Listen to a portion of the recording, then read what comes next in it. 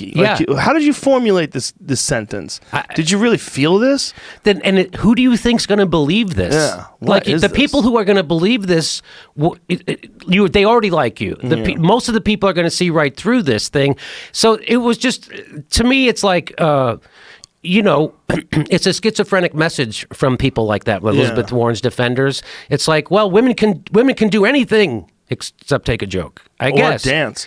Watch her dance. Let's watch that video. Elizabeth Warren dancing. If you're not making fun of that, you're out of your fucking mind. If there's a thing to make fun of. Why do white people think this is dancing, by the way? You ever notice that? George Bush danced like this. That's my number one move. And then she does this Doesn't too. Ellen do that too? I think Ellen may do that.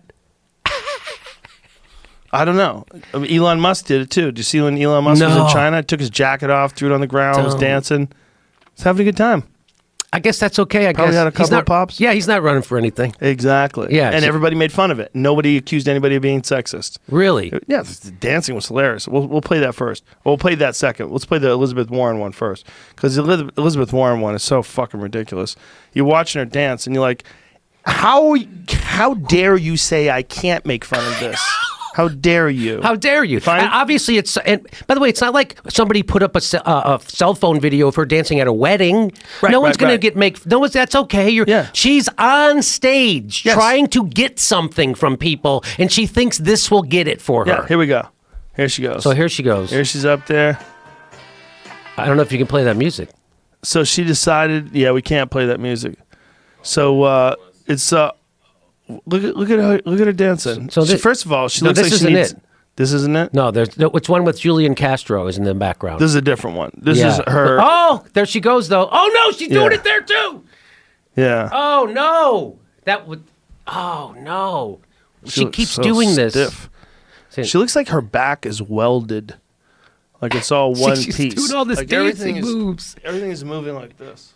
Yes, you're right. Yeah, she's a robot. She's barely real. It's about being white. You know, that's weird because I thought she was Native American. Well, that's what I said. So obviously Bernie's lying about saying women can't win, or Elizabeth Warren is lying about him saying that. And I'm not going to accuse a Native American of lying. I'm just not going to go there. Good for you. She is 1/1000th Native American. So that's real. That's a real number. So it might be 2,000. She's 70 though. Her moves shouldn't be like very elastic, right? There's a lot of 70-year-olds that are out there cutting it up. Good point. 70. She actually looks pretty good for 70 because Bernie looks like shit, right? Bernie's head is in the middle of his chest. I've heard you say that before. It's like falling off. It is. If I was his friend, I'd be like, bro, you got to work on your posture. We got to get you some spinal decompression. Get you to some yoga classes. Your head's gonna fall off. When you meet him, he's taller than you think, right? Yes, because his head's right here. Yeah, you meet him, you're like, I thought it's supposed to be up here. I thought for sure I was going to be taller than him when I met him. You ever have that happen? I thought for sure I'm going to be taller, and he was way taller than me. Well, I'm 5'8". I always assume I'm shorter than everybody before I meet him. Yeah, okay, pretty much. So unless they're like a tiny person.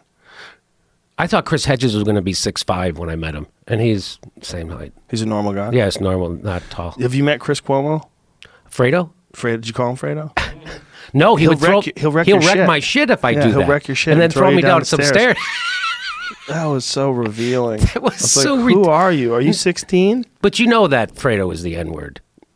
We've all said that. We've all said that. We've been saying that for years. You get fettuccine N-word. That is so fucking dumb to say so that. Stupid. The idea that he thought that he could pass it off, and he knew they were filming him, right? Yes, so yes. He knew they How do you not know? It's like saying that to an Italian American is like using the N-word. Like, is it really?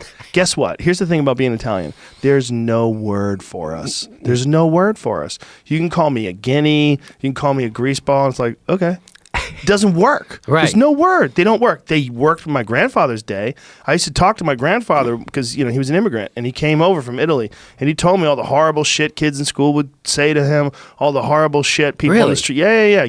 Guineas back then were they were talked to like trash immigrants. Like they wanted them to go home. They didn't want them there. And there was a lot of dispute between the Irish and the Italians. Well, I know Italians were thought of the way a lot of racist people think of Mexicans.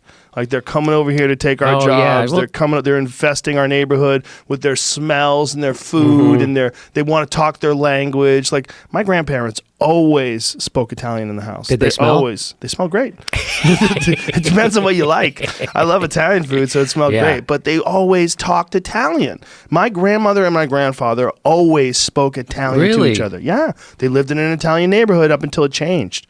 They lived in Newark, New Jersey. Oh, okay. Which was all Italian. So it seems like every wave of immigrants becomes the new horrible person, right? Yes. So I grew up because I was Irish, and they talk about how the no Irish need apply, all that stuff, and that's why they... Yeah. I mean, that's what, it's just, there's waves of this, right? And now the wave is, Mexicans are the scapegoats. But, there's that documentary they did a while back, A Day with No Mexicans. But it's true. Everything would fucking shut down. Especially Los Angeles. No kidding. But most of the country, I mean, this is the dirty secret about the United States of America, is that we rely, a lot of industry podcasts, it doesn't really rely on illegal immigrants, but a lot of industries rely on illegal immigrants. And it's a fucked up situation to be in for them, because they really don't have a path to become legal, even if they've been proven for decade after decade that they're a viable, contributing part of our culture, because they got over here illegally. Even if they came over here as a child,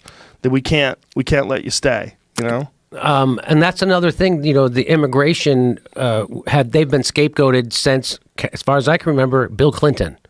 So Bill Clinton, if you go back to C-SPAN videos of him saying Mexicans coming here taking our jobs and all that stuff, he did all that stuff. And Hillary Clinton, she bragged that she voted for a border wall, a barrier. It was a fence in some places. She used to brag about it. And so then Trump comes along, turns it up another notch, and they're like, this guy's a fuck. Yeah. It's like, no, you guys.